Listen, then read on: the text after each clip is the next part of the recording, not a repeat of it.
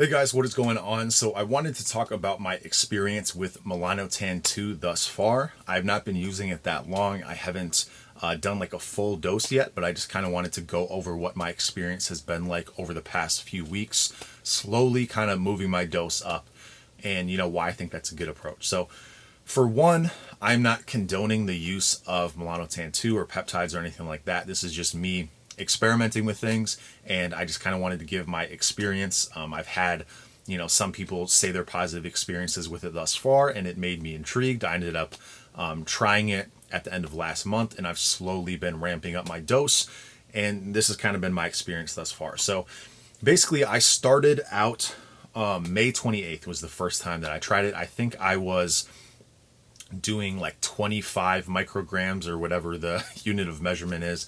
So as far as I know, a lot of people back in the day used to recommend a dose of 500 micrograms as a dose, and potentially doing that every day, potentially doing that every other day. I'm not 100% sure, but I can just say what I've done.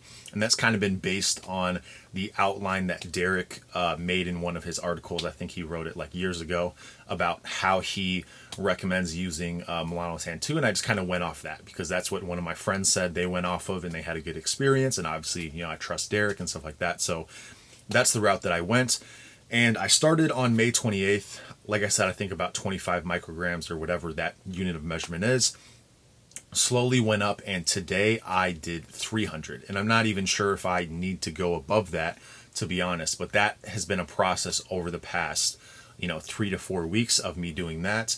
And I didn't really notice anything until like last week or like this past week. I started to notice a difference in my skin tone, and I think it's because I had gotten to the point where I'd had a dose that was effective enough. And it's possible that I had, slowly accumulated some results over that time period as well. But the way that I've been going about it has been much more kind of conservative. So first of all, I'm not doing it every day.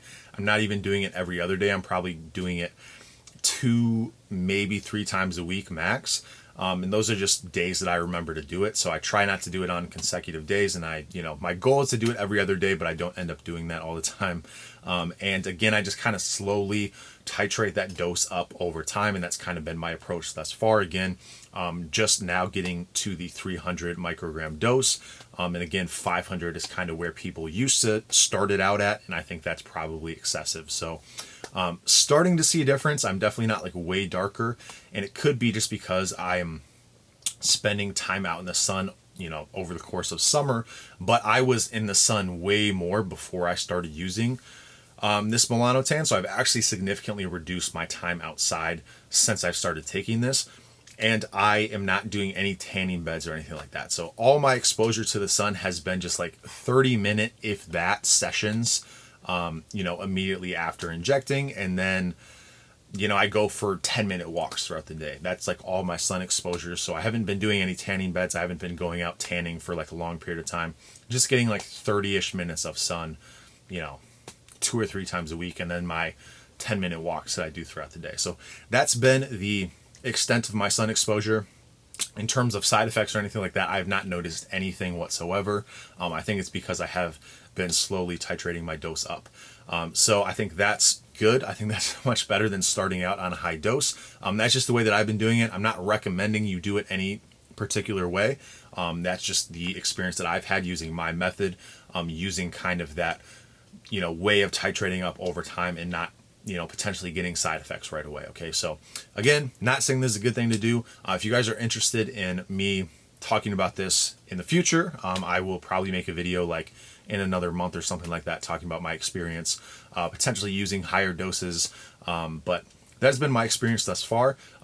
And the reason I was even willing to do this is, again, I've heard positive experiences from other people.